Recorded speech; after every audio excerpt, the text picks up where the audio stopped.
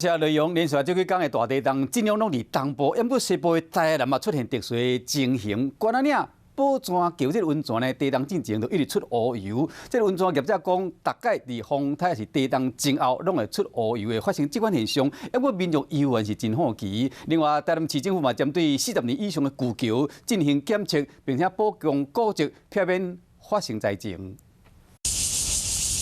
土厂伫咧温泉池内底浸白烟，毋过小浸一个顶面铺一层油。台南关仔岭宝泉桥温泉地震进前就出现这个现象，像真侪人挖过来看。所以好奇啊，看看什么叫黑油啊？旁边那个黑黑的，应该就是它所谓的黑油吧？业者讲天气转变会出乌油，毋过现在发生这个现象，家己嘛杀无涨。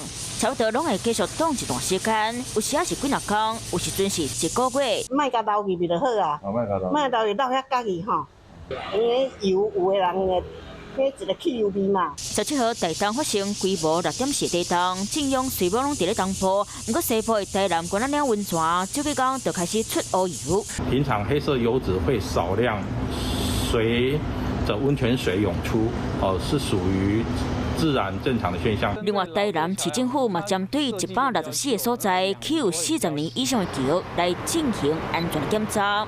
主要是在桥下看构件有没有缺失，还有那个梁是不是会有错落位移。